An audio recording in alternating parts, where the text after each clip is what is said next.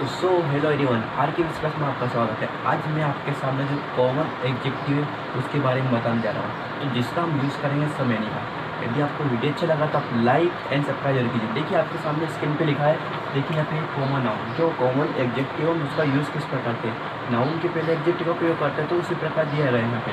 देखिए सम और एनी का यूज़ करेंगे। किसका यूज़ करेंगे हम? सम और एनी का यूज़ करने वाले हैं। इस प्रकार से देखना आपको, इसलिए एनी का यूज़ कहाँ पे करेंगे और सम का यूज़ कहाँ पे करेंगे। ये दोनों को परीक्षा में एग्जाम में जरूर आते हैं, दोनों साथ में आते हैं। कौन आते हैं?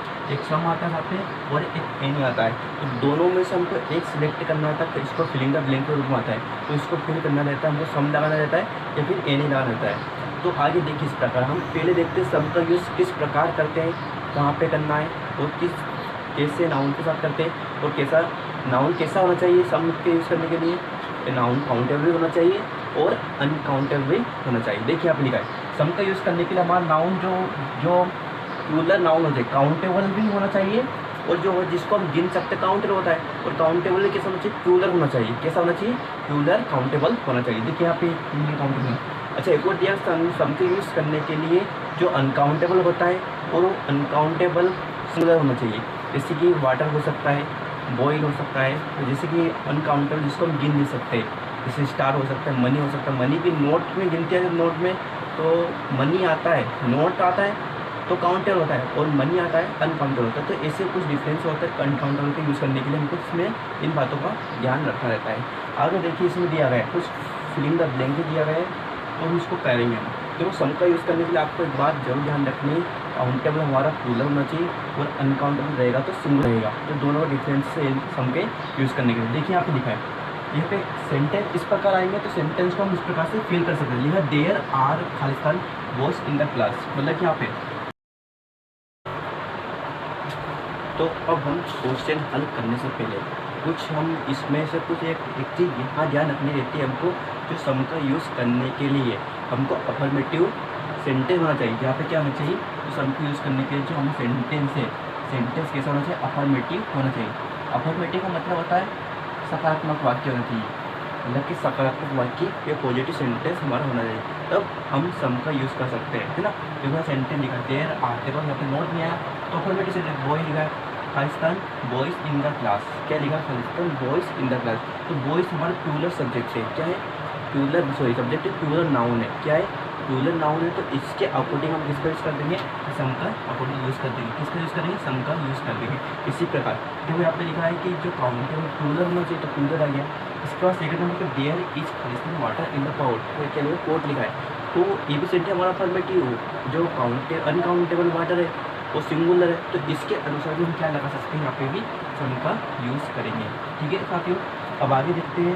सेंटेंस हमारा इस थर्ड नंबर पर यहाँ लिखा है कि देयर आर खालिस्तान फ्लावर्स इन द गार्डन। अब देखो फ्लावर से लिखा है, फ्लावर से लिखा है, जो कि प्लूरल, एक फूल की बात नहीं हो रही है, अनेक फूल की बात हो रही है, बहुत सारे फूलों की बात हो रही है। तो इसके अनुसार जो सेंटेंस हमारा क्या अफर्मेटिव, एक बार चेक करिए सेंटेंस हमारा अफर्मेटिव नोट नहीं आया, इंट्रोगेटिव हेल्पिंग वर्ब नहीं आए, तो इसके अनुसार हमारा सेंटेंस अफर्मेटिव, तो हम क्या यूज़ करते हैं? यहाँ पे भी सम का यूज़ करते हैं। ठीक है, अब देखते हैं हम यहाँ पे। अब देखो मैंने यहाँ पे लिखा अपवाद करके लिखा है। अपवाद इस लिखा है कभी किसी सेंटेंस में, तो कभी स्टार्टिंग से स्टार्ट होती है।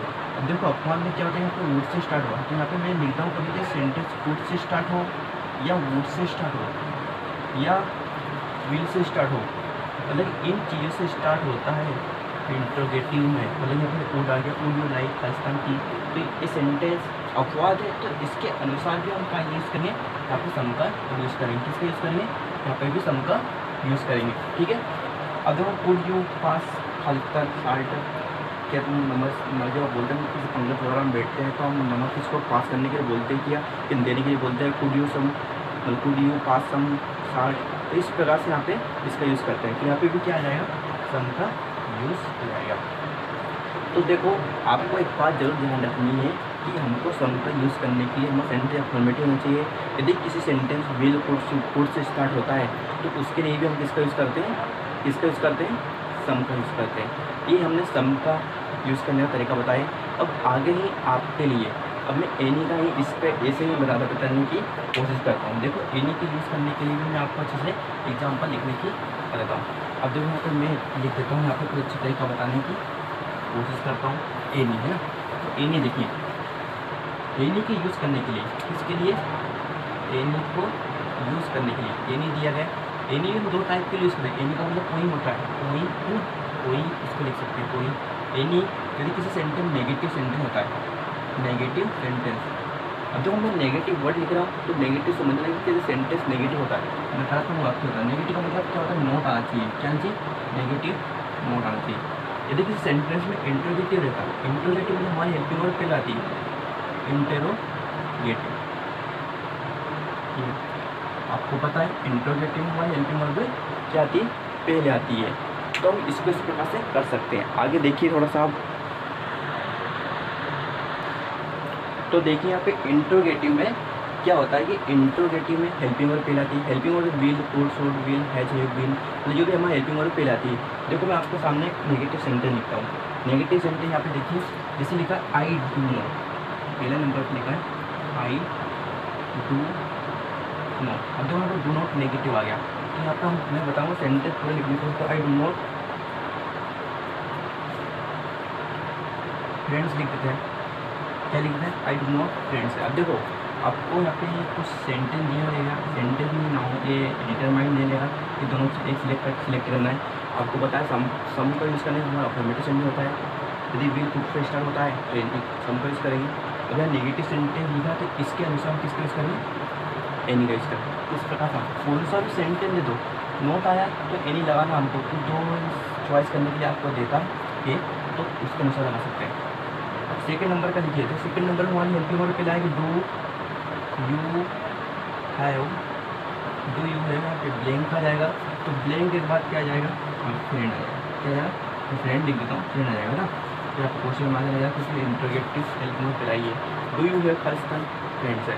अब देखो यहाँ पे मैंने बताया एनी का यूज़ करने के लिए नेगेटिव सेंटेंस आना चाहिए, एनी का यूज़ करने के लिए, एनी का यूज़ करने के लिए इंट्रोगेटिव सेंटेंस आना चाहिए। तो इंट्रोगेटिव सेंटेंस हमारे हेल्पिंग वर्ब पहले, तो इसके अनुसार हम किसका प्रयोग कर देंगे, एनी का यूज़ कर देंगे। तो इस प्रकार मैंने आपको सम एनी का यूज़ करने होता है। तो मैं आपको बात एक बार बता दूँ, जो हमारा होता है सम का यूज़ करने के लिए, सम में हमारा अफर्मेटिव सेंटेंस होता है, दूसरी ओर काउंटेबल होता है, काउंटेबल प्लूरल होना चाहिए, दूसरी ओर हमारा अनकाउंटेबल होना चाहिए, सिंगुलर होना चाहिए। और मैंने आपको अपवाद भी बताए, ये एक्सेप्शन बोलते हैं जिसको हम एनी मतलब कि विल कोड से स्टार्ट होता है तो हम सम का यूज़ करते हैं इंट्रोगेटिव सेंटेंस में। अब जो इंट्रोगेटिव सेंटेंस में किसी से विल कोड से स्टार्ट नहीं होता, हम यहाँ पे सम तो यूज़ करा ही नहीं। तो इसमें यहाँ पे ये ए आई ये हेल्पिंग वर्ब यूज़ होती है, जैसे कि हैव आ जाए, डिड हैव आ जाए, तो इसके अंदर हम किसका यूज़ कर सकते हैं, एनी यूज़ कर सकते हैं। अब देखो एनी का यूज़ करने होता है, नेगेटिव सेंटेंस होता है, ये इंट्रोगेटिव सेंटेंस होता है, तो इसके हम अकॉर्डिंग हम एनी का यूज़ करते हैं। यदि आपको ये जानकारी अच्छी लगी है, आपको वीडियो अच्छा लगा, तो इस चैनल को सब्सक्राइब करना है, तो लाइक करना। तो वीडियो देखने के लिए बहुत धन्यवाद, थैंक यू।